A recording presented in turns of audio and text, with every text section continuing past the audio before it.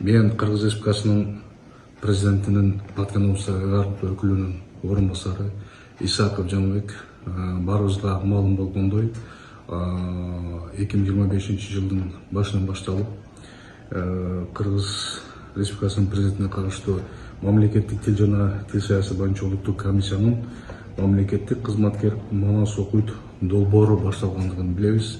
Биздин аймакта дагы мамлекеттик кызматкерлер арасында Манас жөнүндө көркөм окууларды айтып келишеттер. Мен да мамлекеттик кызматкер катары Ашым Жакыпбековдун калемине тагындык Теңири Манас аттуу кара сөз менен түшүрүлгөн романдан үзүндү окуп берсем. Ак балта Энисайлык кыргыздардын кыйылына жетти. Токой четине көк тулан жээкке конгон боз үйлөр куду көк жашанга тизип койгон жумурткалардай. Үйүр жылкы, короо кой, апай бет кең жээкте жайлар жайылып жатат. Асылдап ит үрдү, аны тыйып кишилер чыгып жатты. Түшкүлө деп жылоондон алып турушту. Теңир жалгасын, кол картпайлы деген жооп угуп, жолоочуга ак кептеп, суусунуга кымыз сунуп жатышты.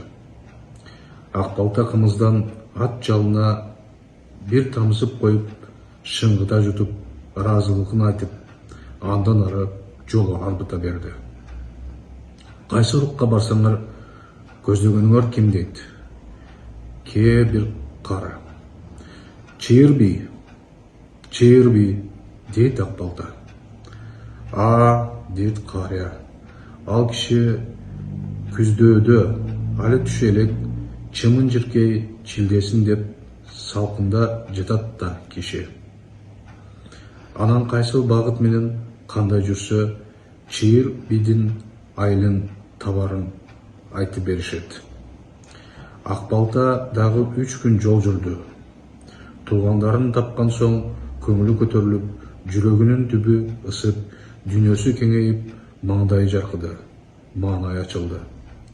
Алоокенин кордугунан бери чөккөн көңүл, мүңкүрөгөн жаны тирилди. Келечектен үмүт узарып, өрөп күткөн ойго тунду. Теңир жалгасын, элим бар экен, чачылган журт жайналар, Курандыдан куралар, аркамда таянар тоом, бийик болгон соң алдыраган жеримди кайтарармын. Эл башына күн түштү, эл тиреген эркелер, эр убайын эл көрөр, өчкөн от жанар, өлгөн жан тирилер, кеткен кек кайтар, теңир жалгасын. Чыйыр би демекчи